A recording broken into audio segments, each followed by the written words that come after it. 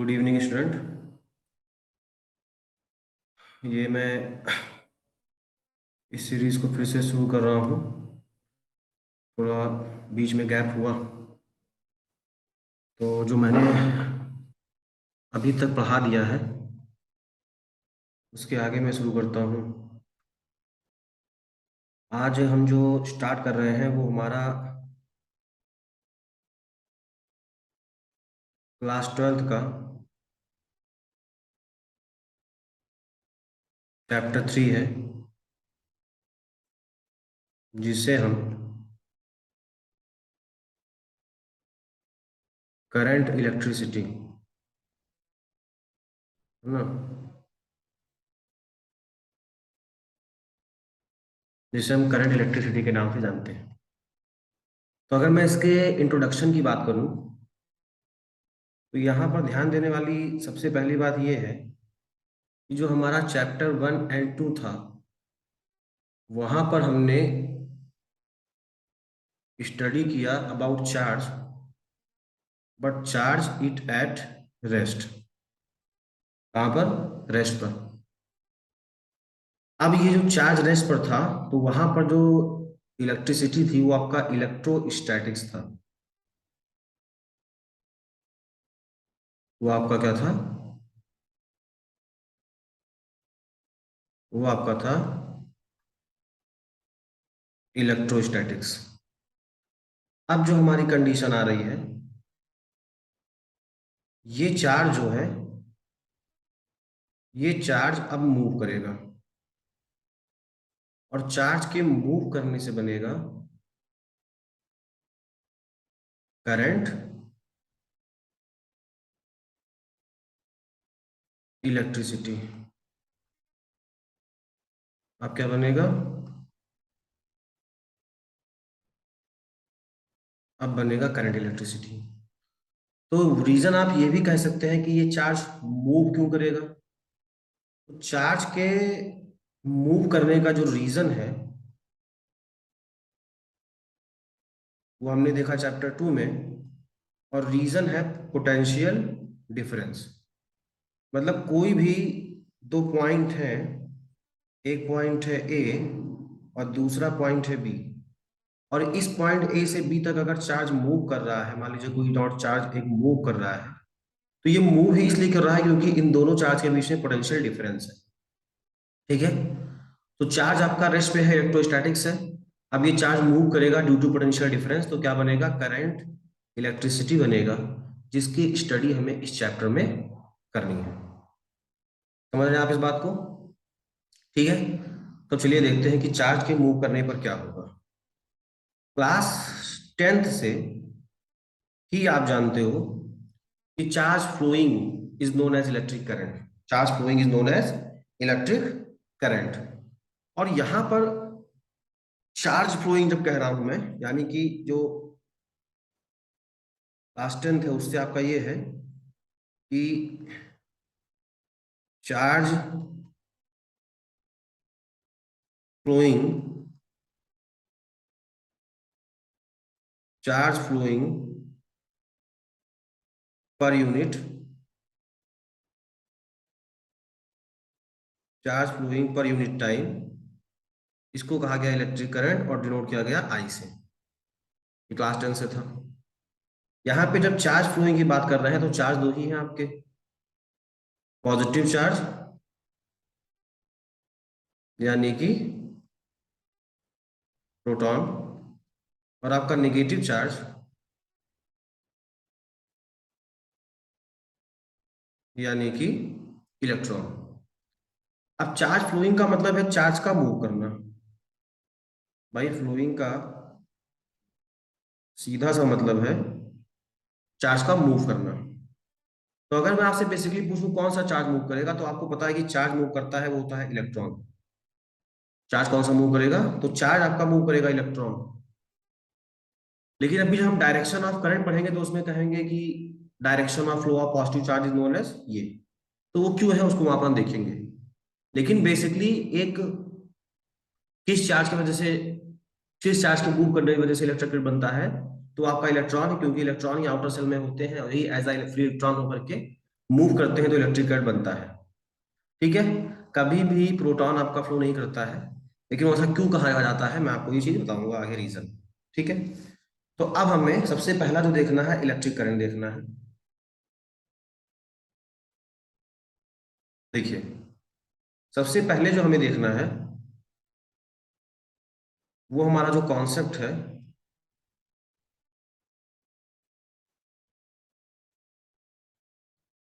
ये कॉन्सेप्ट है electric current का। अब इलेक्ट्रिक करंट क्या है? चार्ज फ्लो कर रहे हैं, मान लीजिए ऐसे ये चार्ज फ्लो कर रहे हैं, तो हम इस चार्ज का फ्लो देखेंगे थ्रू एन एरिया। तो मान लीजिए ये एक एरिया हो गया, चार्ज का फ्लो देखेंगे थ्रू एन एरिया। और ये जो एरिया है उसकी खास बात ये है कि एरिया जो है इसे होना है परपेंडिकुलर नॉर्मल। इसे क्या होना है? इसे होना है परपेंडिकुलर यानी कि नॉर्मल। किससे नॉर्मल? तो डायरेक्शन ऑफ फ्लो से, direction of flow of charge. किससे नॉर्मल होना है? डायरेक्शन ऑफ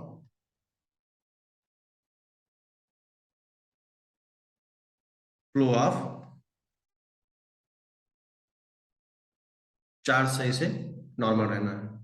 तो ये चार्जेस हम मूव कर रहे हैं और इससे जो एरिया है जो कि डायरेक्शन ऑफ चार्जेस जो मूव कर रहे हैं उस डायरेक्शन के नॉर्मल है, ऐसे है। ये चार्ज आ रहा है तो नॉर्मल एरिया ऐसे है। अब इस एरिया से इस पर यूनिट एरिया से इस पर यूनिट एरिया से पर यूनिट टाइम में जितना चार्ज फ्लो होगा वो इलेक्ट्रिक करंट होगा।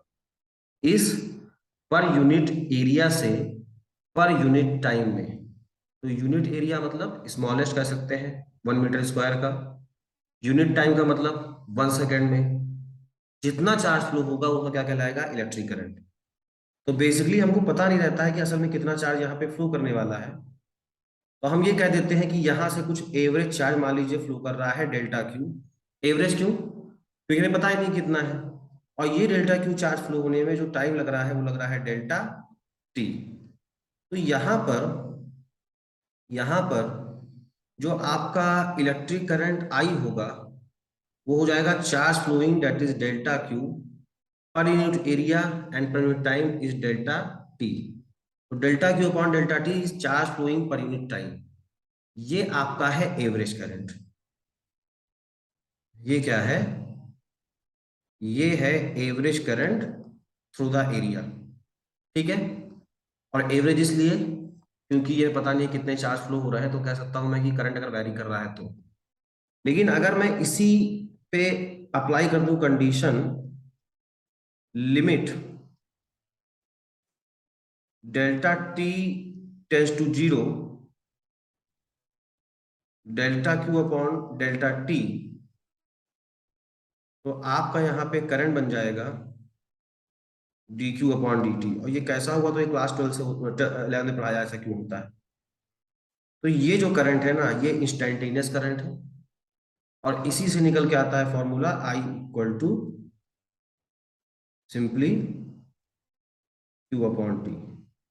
तो ये आपका इंस्टेंटेनियस करंट या कांस्टेंट करंट भी आप कह सकते हो किसी पर्टिकुलर इंस्टेंट ऑफ टाइम पे। ठीक है,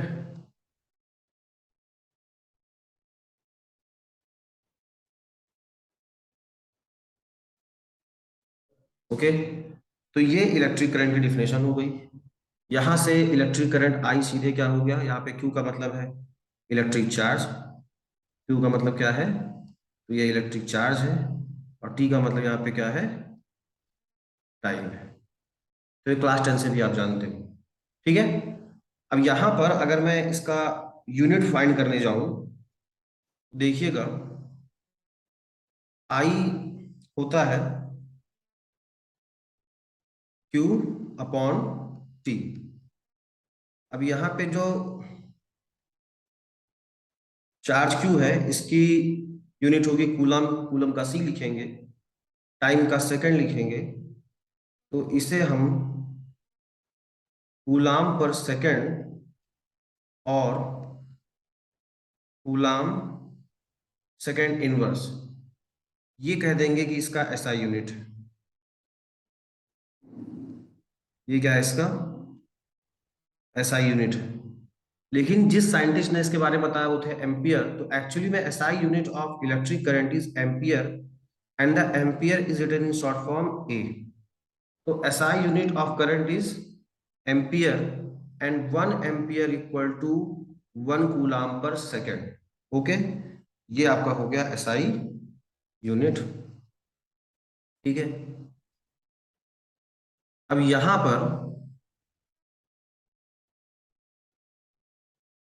पर ये जो करंट है, ये आपका इसका यूनिट जो एम्पियर आया, इसका यूनिट जो एम्पियर आया, इसके कुछ स्मॉलेस्ट भी हो सकते हैं। वो स्मॉलेस्ट हो सकते हैं मिली एम्पियर, वो स्मॉलेस्ट हो सकते हैं माइक्रो एम्पियर। तो यहाँ पे 1 मिली का मतलब होता है 10⁻⁻3। 1 मिली का मतलब क्या होता है 10⁻⁻3 एम्पियर। एंड 1 माइक्रो एम्पियर का मतलब होता है 10⁻⁻6 एम्पियर। ठीक है, तो 1 मिली एम्पियर में इतने, 1 माइक्रो एम्पियर में इतने, ये कन्वर्जन में आपके काम आ जाए। ठीक है, कोई प्रॉब्लम है? तो ये इलेक्ट्रिक करंट हो गया, ये इलेक्ट्रिक करंट हो गया।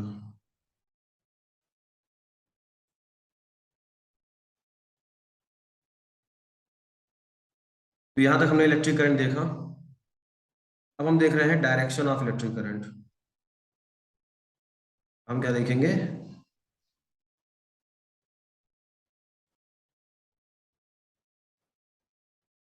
डायरेक्शन, यानी मैं इलेक्ट्रिक करंट के डायरेक्शन की बात कर रहा हूँ। जब इलेक्ट्रिक करंट के मैं डायरेक्शन की बात कर रहा हूँ, तो यहाँ पर दो तरह के डायरेक्शन है।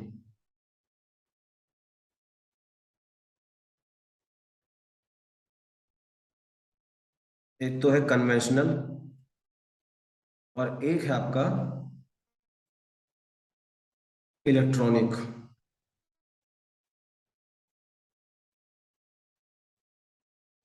दो तरह करंट होंगी।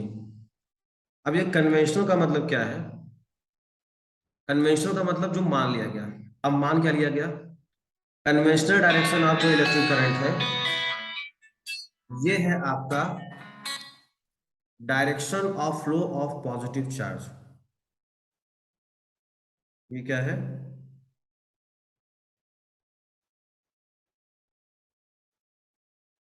ये है direction of flow of positive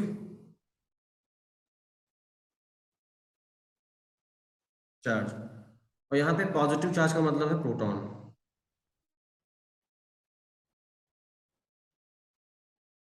ठीक है,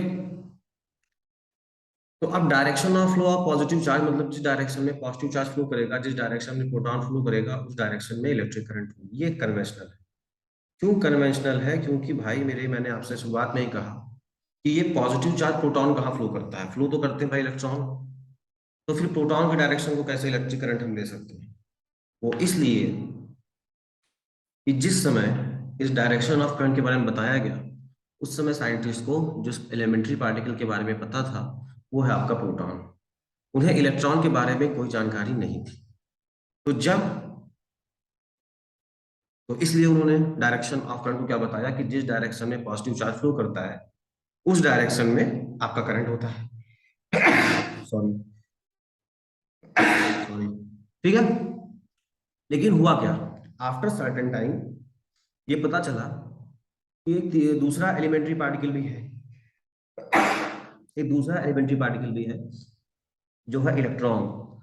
और एक्चुअली में इलेक्ट्रॉन के फ्लो होने से, जो इलेक्ट्रॉन जिस डायरेक्शन में फ्लो हो रहा है वो करंट की डायरेक्शन है।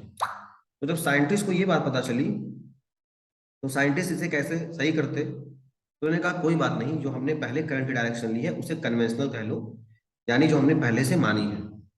और अब जो हमने पता की है, जो रियल डायरेक्शन है करंट की, उसे हम कह देंगे वो इलेक्ट्रॉनिक करंट है, यानी इलेक्ट्रॉन का फ्लो का डायरेक्शन है। ठीक है, तो अब ये इलेक्ट्रॉनिक करंट की डायरेक्शन क्या हो गई? इलेक्ट्रॉनिक करंट की डायरेक्शन का मतलब ये हो गया डायरेक्शन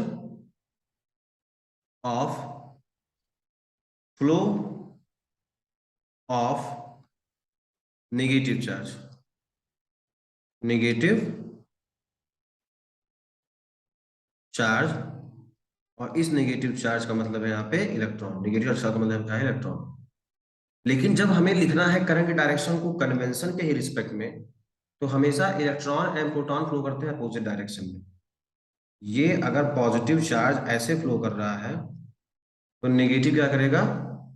इसके अपोजिट फ्लो करेगा।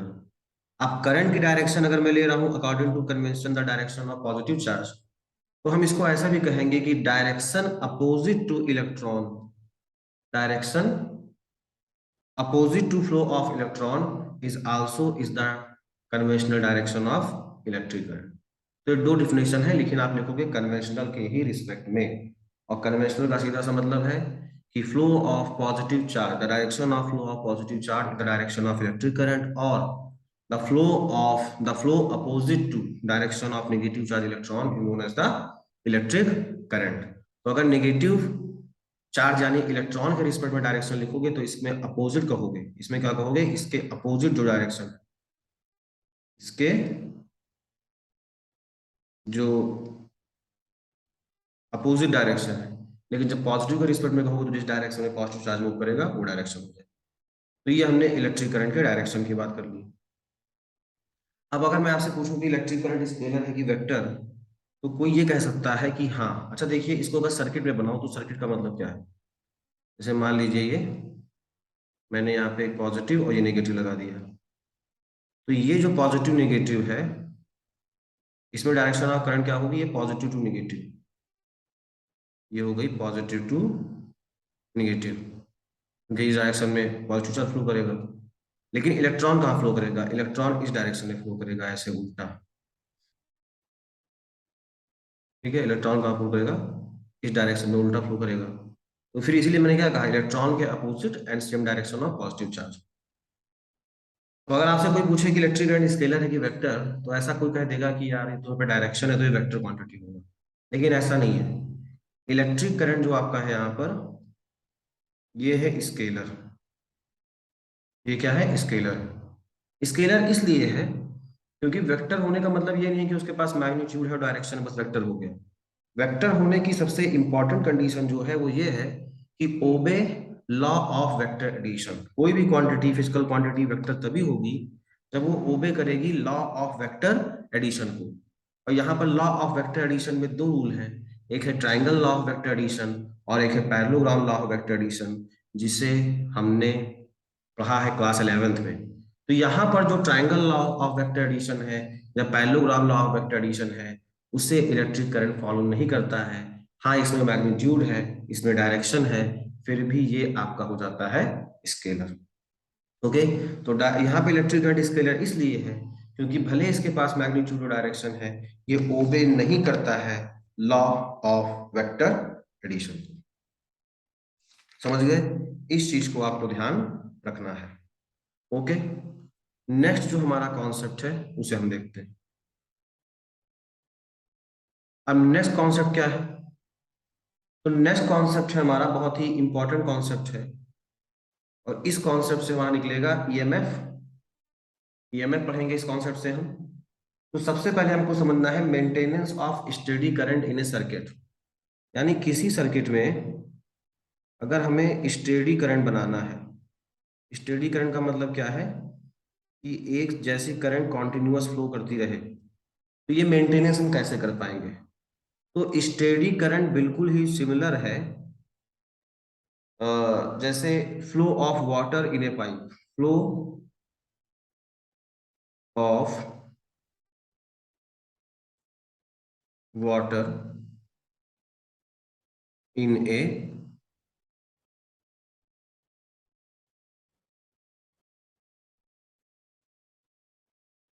पाइप। ठीक है, अगर flow of water in A pipe आप समझ गए, तो फिर आपको स्टेडी करंट कैसे बनाना है ये आपको समझ में आ जाएगा। ठीक है, कैसे? ध्यान दीजिएगा। मैं यहां पर एक डायग्राम बना रहा हूं। ये टंकी है पानी की, और ये यहां से ऐसे कनेक्शन दे करके एक पाइप का नीचे लाया गया है ऐसे, और फिर यहाँ पर एक टैंक और है,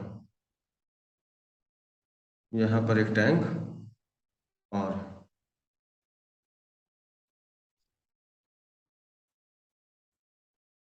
देखिए यहाँ पर एक टैंक और, ये जो टंकी है ऊपर वाली, ये कुछ हाइट एच पर है। ये टंकी क्या है, कुछ हाइट एच पर है, यानी बिलो टंकी से ऊपर टंकी क्या है, हाइट एच पे है। अब यहाँ पर अगर पानी भरा हुआ है तो ये है तुम्हारा हाई ग्रेविटेशनल पोटेंशियल पे ड्यू टू हाइट, और ये टंकी जो है ये है लो ग्रेविटेशनल पोटेंशियल पे। तो सिंपली कह दो यहाँ पे ये हाई पोटेंशियल पे है in the respect of gravitation, और ये लो पोटेंशियल पे है due to height gravitation potential. तो ये तुम्हारा हाई पर है और ये तुम्हारा लो पर है। तो यहाँ पर वाटर का मूवमेंट खुद ब खुद बिल्कुल सेल्फ ऑटोमेटिक स्पॉन्टेनियस हाई से लो की तरफ होगा, यानी पानी ऐसे ऊपर से नीचे आएगा और इस टैंक में जमा हो जाएगा। पानी क्या होगा, ऊपर से नीचे आएगा और इस टैंक में जमा हो जाएगा। लेकिन यहाँ पे स्टेडी वाटर फ्लो तब होगा जब ये पानी वापस से जाकर के इसमें फ्लो हो जाए, मतलब ये पानी लो से हाई में चला जाए और इसमें फिल हो जाए। तो मुझे देख करके बताइए, बहुत ही सिंपल है, कि क्या ये पानी खुद ब खुद लो से हाई में पहुंच सकता है?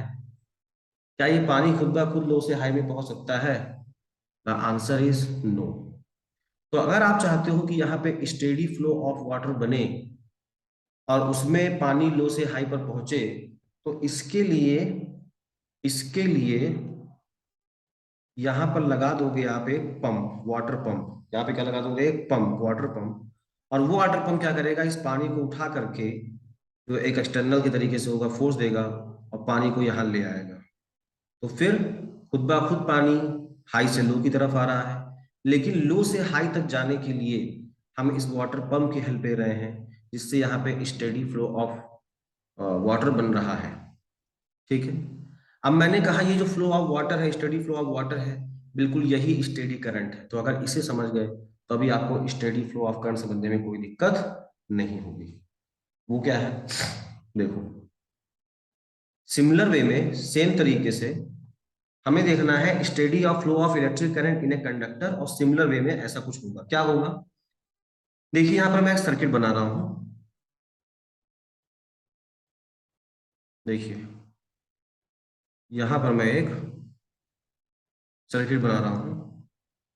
यहां पर मैंने रेजिस्टेंस आर लगा दिया और यहां पर मैंने एक सेल या बैटरी लगा दिया। यहां पर मैंने एक सेल या बैटरी लगा दिया। इस एंड को कह दिया ए और इस एंड को कह दिया बी। ये आपका हो गया पॉजिटिव और ये आपका हो गया नेगेटिव। जो ये पॉजिटिव है ये आपका होता है हाई पोटेंशियल पे, ये होगा हाई पोटेंशियल पे, हाई इलेक्ट्रिक पोटेंशियल जिसे हम कह सकते हैं। ठीक है। और जो नेगेटिव होगा, जो नेगेटिव होगा जो नेगेटिव होगा ये आपका होगा लो पोटेंशियल पे। अब यहाँ पे डायरेक्शन ऑफ इलेक्ट्रिक करंट क्या है, पॉजिटिव टू नेगेटिव। तो आपका जो पॉजिटिव चार्ज होगा, जिस डायरेक्शन में पॉजिटिव चार्ज फ्लो होगा वही करंट डायरेक्शन होगी। तो यहाँ पे पॉजिटिव चार्ज आपका ऑटोमेटिक ए से बी की तरफ फ्लो करेगा। पॉजिटिव चार्ज क्या होगा, ऑटोमेटिक ए से बी की तरफ फ्लो करेगा, यानी हाई से लो की तरफ फ्लो करेगा, यानी ए से बी की तरफ फ्लो करेगा। जैसे यहाँ पे पानी की टंकी से पानी हाई से लो की तरफ आ रहा था, यहाँ पे ऐसे आ रहा था पानी। ठीक है। लेकिन ये स्टेडी करंट तब होगा कि अब चार्ज आपका जब ये नेगेटिव से पॉजिटिव तक जाए, चार्ज क्या हुआ आपका, नेगेटिव से पॉजिटिव तक जाए, यानी लो पोटेंशियल से हाई पोटेंशियल तक जाए। लो पोटेंशियल से क्या हो, हाई पोटेंशियल तक जाए, यानी पॉजिटिव चार्ज आपका ए से बी तक तो आ गया खुद ब खुद, यानी कि हाई पोटेंशियल से लो पोटेंशियल तक आ गया। अब इस पॉजिटिव चार्ज को लो पोटेंशियल बी से हाई पोटेंशियल ए तक ले जाने के लिए हमें एक एक्सटर्नल वर्क करना पड़ेगा, जैसे यहाँ पे वाटर पंप से किया था। और ये एक्सटर्नल वर्क जो करेगा वो होगा सोर्स ऑफ ईएमएफ। वो क्या होगा? ईएमएफ का सोर्स होगा। वो क्या होगा? ईएमएफ का सोर्स होगा। अब ये ईएमएफ का सोर्स कौन सा हो सकता है? तो जैसे इलेक्ट्रोकेमिकल सेल, जो हम सेल या बैटरी कहते हैं केमिस्ट्री में, इसे आप इलेक्ट्रोकेमिकल सेल कहते हो। तो ये जो इलेक्ट्रोकेमिकल सेल है ये सोर्स ऑफ ईएमएफ है, या इलेक्ट्रिक जनरेटर है वो सोर्स ऑफ ईएमएफ है। तो यहाँ पर जो सोर्स ऑफ ईएमएफ है, जो कि इलेक्ट्रोकेमिकल सेल या इलेक्ट्रिक जनरेटर हो सकता है, वो पॉजिटिव चार्ज को लो पोटेंशियल बी से हाई पोटेंशियल ए तक ले जाएगा। तो चार्ज ए से बी तक खुद आएगा due to high to low, लेकिन बी से ए तक चार्ज को ले जाने में, जैसे ये हाई से लो तक चार्ज तो खुद ब खुद जाएगा, लेकिन अब इस लो से हाई तक चार्ज को लाने में जिस डिवाइस का यूज करेंगे वो आपका होगा इलेक्ट्रोकेमिकल सेल और इलेक्ट्रिक जनरेटर, और ये होगा सोर्स ऑफ ईएमएफ। और यहाँ पे ईएमएफ का मतलब है इलेक्ट्रोमोटिव फोर्स, इलेक्ट्रिक का मतलब चार्ज, मोटिव का मतलब मोशन, तो और फोर्स, तो एक ऐसा फोर्स जो इलेक्ट्रॉन को मोशन प्रोवाइड करे, कहाँ पर? लो पोटेंशियल से हाई पोटेंशियल तक। तो ये आपका ईएमएफ हुआ। अब ईएमएफ होगा क्या, ये हमको देखना है। ठीक है, मतलब ईएमएफ मैंने आपको बेसिक फंडा बताया, लेकिन ईएमएफ और क्या होगा, कैसे होगा, ये हमको जानना है। हाँ। देखिए यहाँ पे ईएमएफ ही अब मुझे खाली समझाना है आपको।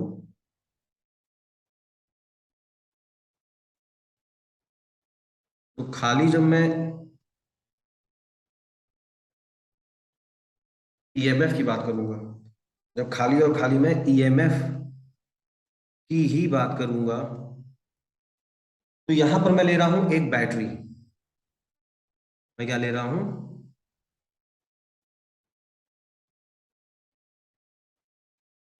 मैं एक बैटरी ले रहा हूं। अब बैटरी क्या करता है? तो बैटरी आपका मेंटेन करता है potential difference between two east terminal. जो उसके दो एंड होते हैं, टर्मिनल्स होते हैं, जिन्हें आप इलेक्ट्रोड कहते हो, कैथोड एंड एनोड, उनके बीच में पोटेंशियल डिफरेंस को मेंटेन रखता है आपका ईएमएफ। ठीक है, तो यहाँ पर मैं आपको डायग्राम दिखा दे रहा हूँ कि ये और ये, इसको मैं डॉटेड कर दे रहा हूँ, यानी ये पूरा स्ट्रक्चर आपका बैटरी है। ये एक एंड है ए और दूसरा एंड है बी। तो यहाँ पे इसके एंड पे जो होगा पोटेंशियल डिफरेंस होगा। ठीक है, अब यहाँ पर मैंने बनाया है एक डायग्राम ऑफ ए बैटरी। अब इसके बीच में क्या होता है? तो इलेक्ट्रोलाइट होता है। यहाँ पे बीच में क्या होता है? इलेक्ट्रोलाइट होता है। इस इलेक्ट्रोलाइट में क्या होगा? केमिकल रिएक्शन होगा।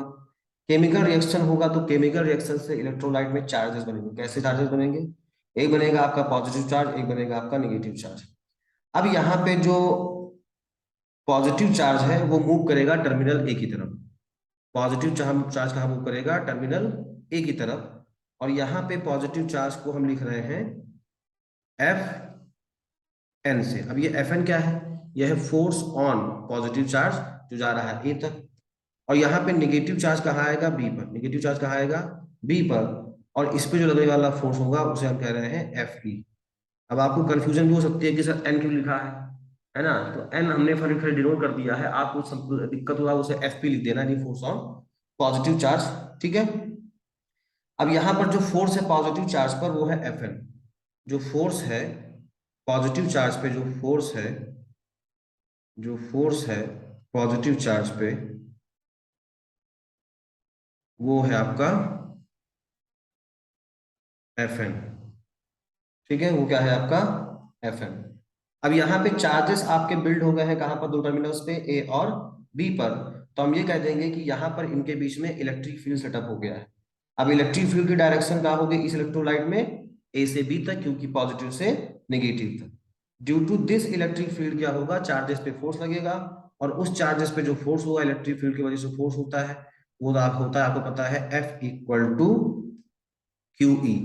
चार्जेस से फोर्स कैसा लगेगा? F equal to Q E. और सबसे पहले क्या हुआ होगा? इलेक्ट्रोकेमिकल्स, जो यहाँ पे इलेक्ट्रोलाइट है, इसमें इलेक्ट्रोलाइट जनरेट हुए। अब इलेक्ट्रोलाइट जनरेट होने से क्या हुआ? उनके बीच में जो भी अट्रैक्शन रिपल्सन है, फोर्सेस लगे, तो ये आपका इस तरफ अट्रैक्ट हो गए, तो यहाँ पे इतना फोर्स लग रहा है। तो चार्जेस क्या होंगे, पॉजिटिव चार्ज का अकुमुलेशन चलता रहेगा ए की तरफ, नेगेटिव चलता चलता रहेगा अकुमुलेशन बी की तरफ। इसकी वजह से एक इलेक्ट्रिक फील्ड जनरेट होगा जिसकी डायरेक्शन होगी पॉजिटिव टू नेगेटिव। और यहाँ पे स्टेडी स्टेट में क्या हो जाएगा, इक्विलिब्रियम स्टेट में क्या हो जाएगा कि यहाँ पे जो फोर्स है एन यानी कि पॉजिटिव चार्ज पे, ये इक्वल हो जाएगा फोर्स ई के, यानी कि सॉरी यहाँ पे एन का मतलब पॉजिटिव चार्ज, यहाँ पे ई का मतलब नेगेटिव चार्ज। तो स्टेडी स्टेट में क्या होगा कि force on positive charge equal हो जाएगा फोर्स ऑन ई यानी कि इलेक्ट्रिक चार्ज यानी कि इलेक्ट्रॉन पे। अब यहां पर देखो क्या हो रहा है कि चार्जेस जब आपके मूव कर रहे हैं, कहाँ मूव कर रहे हैं, चलिए मैं बात कर लेता हूँ पॉजिटिव चार्ज की। तो चार्ज आपका मूव कर रहा है बी से ए तक, चार्ज आपका मूव कर रहा है बी से ए तक। ये चार्ज आपका मूव कर रहा है बी से ए तक, क्यों मूव कर रहा है, क्योंकि इस पे इतना फोर्स लग रहा है। तो यहाँ पर दोनों ही प्लेट के बीच का डिस्टेंस मैं कह दे रहा हूँ कि डी है, दोनों ही प्लेट का डिस्टेंस इतना है डी। तो यहाँ पे चार्ज आपका मूव करेगा बी से ए तक due to force F, electric field का फोर्स एफ। तो यहाँ पर इसमें होगा वर्क डन, यहाँ पर इसमें क्या होगा, वर्क डन। और ये वर्क डन सिंपली कितना हो जाएगा, तो ये वर्क डन आपका हो जाएगा एफ एन डी यानी फोर्स इंटू डिस्प्लेसमेंट। अब अगर मैं निकालूं work done per unit charge, मैं क्या निकालूं, मैं निकालूं work done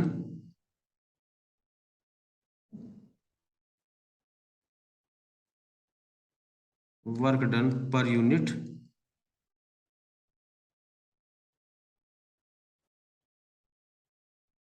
work done per unit charge. तो इस work done per unit charge को मैं लिखूंगा W अपॉन क्यू। यहाँ पे W की वैल्यू हो गई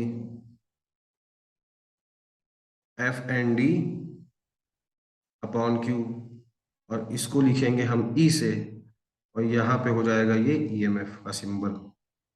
ये क्या हो गया आपका ईएमएफ। तो ईएमएफ यहाँ पर सिंपली क्या हो गया, जो इलेक्ट्रोमैग्नेटिक फोर्स है वो क्या हो गया, ये हो गया E equal to W upon Q, क्योंकि क्या हो गया work done per unit charge.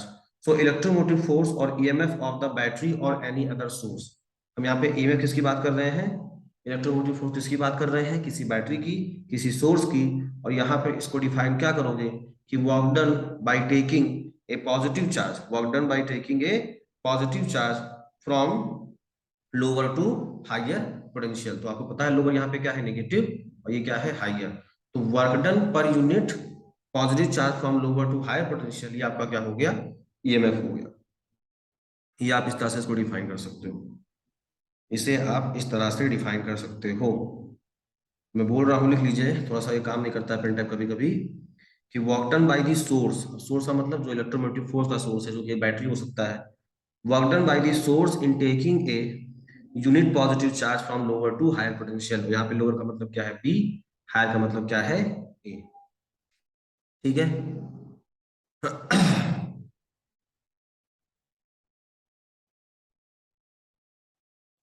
देखिए यहाँ पर एक स्पेशल केस है, स्पेशल केस ये है कि जो बैटरी के टर्मिनल्स हैं, ये जो बैटरी के टर्मिनल्स हैं अगर ये कनेक्टेड नहीं है, मतलब इसको कहीं बाहर से कनेक्ट नहीं किया है, कहीं किसी पे हमने अप्लाई नहीं किया है जिससे इससे करंट जा रहा हो, तो अगर टर्मिनल्स हो नॉट कनेक्टेड,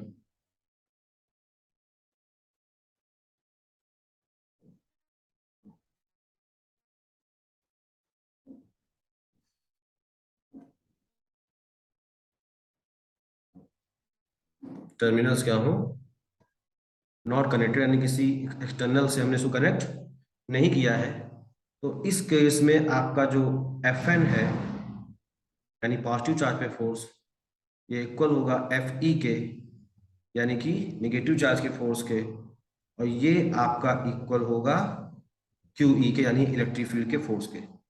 ठीक है। अब due to force F N जो वर्क डन होगा, ये एफ एन इंटू डी, जो इलेक्ट्रिक चार्ज में नेगेटिव चार्ज में वर्क डन होगा, ये एफ ई इंटू डी। और इसी तरीके से यहां पर भी आप डी से करोगे तो ये फोर्स क्यू ई, और यहाँ पर ये डी। अब यहाँ पर ये E इंटू डी क्या होता है, तो ये होता है V, इस फॉर्मूले से E equal to V upon R से। तो E इंटू डी आपका हो गया ये V। और ई इंटू डी क्या हो गया आपका, ये वी हो गया। ठीक है, तो अब अगर मैं कहूँ आपसे ईएमएफ निकालिए, तो ईएमएफ आपका क्या होता है, ईएमएफ आपका होगा, यहाँ पे लिख दे रहा हूँ कि वी आपका क्या हो गया, तो वी आपका हो गया ईडी, वी आपका हो गया ईडी। अब हम ये ईएमएफ होता है work done per unit test charge, तो यहाँ पे ईएमएफ आपका वर्क डन हो गया एफ एन डी, मतलब वर्क डन, तो वर्क डन कितना हो गया यहाँ पे, ये क्यू वी हो गया ना, क्योंकि इसे वर्क डन ही तो है आपका, तो ये आपका ये हो गया Q V upon per unit test charge, तो क्यू से क्यू कैंसिल हो गया, तो ये इक्वल हो गया ई वी के। अब स्पेशल केस क्या है कि अगर बैटरी के टर्मिनल्स कनेक्टेड नहीं हैं, यानी वो बाहर करंट सेंड नहीं कर रहे हैं, तो इस केस में आपका ईएमएफ जो है वो पोटेंशियल डिफरेंस के इक्वल होगा। आपका ईएमएफ क्या होगा, पोटेंशियल डिफरेंस के इक्वल होगा।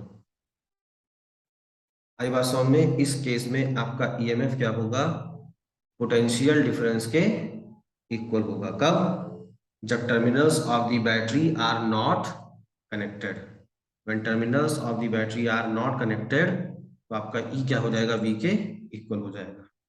समझे, तो यहाँ पे अब EMF of a source is equal to maximum potential difference, यहां से क्या हुआ, EMF of a source is equal to maximum potential difference between its terminal when it is in open circuit, जो मैं कंडीशन पढ़ाया टर्मिनल्स नॉट कनेक्टेड का, तो इसको हम कहेंगे कि सर्किट कैसा है, ओपन है, यानी ये करंट बाहर भेज नहीं रहा है। तो इस केस में आपका क्या हो जाएगा, जब करंट सेंड नहीं कर रहा है, ईएमएफ पोटेंशियल डिफरेंस के इक्वल हो जाएगा। ठीक है, ठीक है, तो ये आपका हो गया। अब आगे देख लीजिए, इसी को समराइज कर रहा हूं मैं। ईएमएफ अगर आपको लिखना होगा कि ईएमएफ क्या होगा, तो आप ये भी कह सकते हो, जैसे वर्क क्या होता है, वर्क होता है एनर्जी का इक्वल। अब यहाँ पे work done in moving per unit test charge from lower to higher higher potential, तो यहाँ पे आपका जो,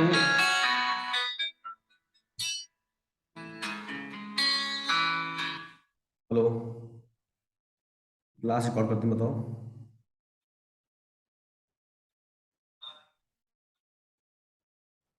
हम बात कर ली, अच्छा अच्छा, कितने बजे हो, कौन वाले पुरनकी वाले, अरे वो डिलीट कर देने, तो वही तो रुको, रुको हम देखी था, रुको तो हम जो 6394 नंबर है, पर भेजो।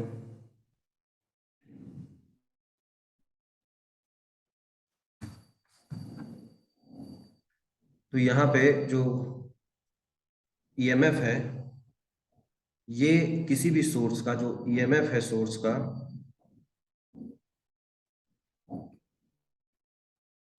ये इक्वल किसके होगा, एनर्जी सप्लाई के, क्योंकि वर्क डन ही होता है एनर्जी, किसके इक्वल होगा, एनर्जी सप्लाई के।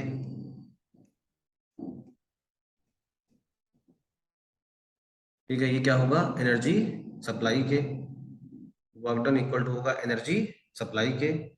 और ये एनर्जी सप्लाई किसके लिए, ताकि आप एक यूनिट पॉजिटिव चार्ज को, जो एनर्जी है वो यूनिट पॉजिटिव चार्ज को एक चक्कर लगवा सके, कहां से, लोअर से हायर पोटेंशियल में। ठीक है, या ऐसा कहो कि EMF is the energy supplied by the source in taking a unit positive charge once round in a circuit, तो ये ईएमएफ एनर्जी सप्लाई हो जाएगा, और ये क्या हो जाएगा, डब्ल्यू अपॉन क्यू हो जाएगा। तो कुछ इस तरह से आप इसको डिफाइन कर सकते हो।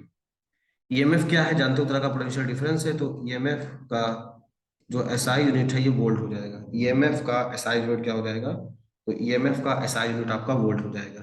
ठीक है, मैंने अपनी तरफ से पूरी कोशिश की समझाने की, एक बार आप बुक से पढ़ लीजिएगा। ठीक है, मैं आपको ईएमएफ और पोटेंशियल डिफरेंस का एक बार डिफरेंस पढ़ा देता हूँ, फिर आपको चीजें समझ में आ जाएंगी, और यहीं तक रखेंगे, फिर मैं आपको इसके आगे दूसरे वीडियो में दिखाऊंगा। ठीक है, देखते हैं क्या है। देखिए, यहाँ पर हमें देखना है ईएमएफ और पोटेंशियल डिफरेंस के बीच का डिफरेंस, तो यहाँ पर मैं लिखा ईएमएफ, और यहाँ पे लिखा मैंने पोटेंशियल डिफरेंस। ईएमएफ की अगर बात करूं, तो ईएमएफ क्या है, ये है वर्क डन, ये है वर्क डन, किसका वर्क डन, बाई सोर्स, ये है वर्क डन बाई सोर्स, किसमें, work done by source in taking unit charge unit charge once round the complete circuit। ठीक है, तो वर्क डन है चार्ज को सर्किट में एक बार कंप्लीट चक्कर लगवाने के लिए। पोटेंशियल डिफरेंस क्या है? ये भी आपका अमाउंट ऑफ वर्क डन है, ये भी क्या है? आपका अमाउंट ऑफ वर्क डन है। अब ये किसमें है? ये यूनिट चार्ज को मूव कराने में from one point two another, मतलब सर्किट के एक पॉइंट से दूसरे पॉइंट तक।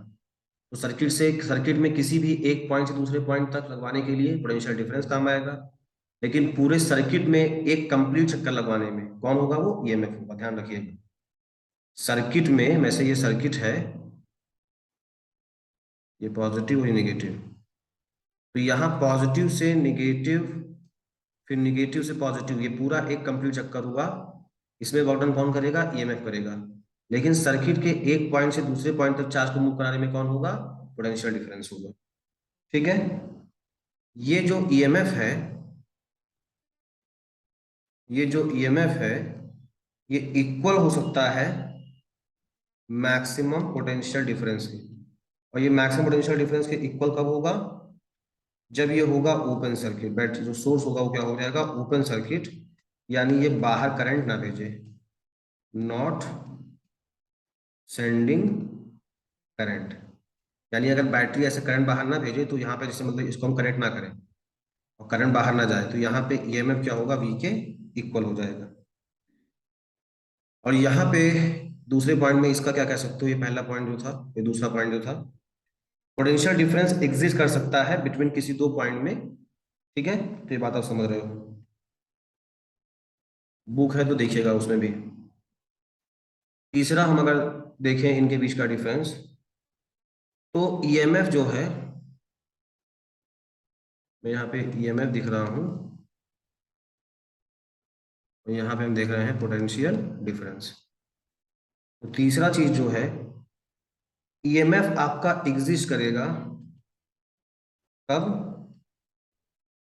जब सर्किट नॉट क्लोज होगा तब भी एग्जिस्ट करेगा।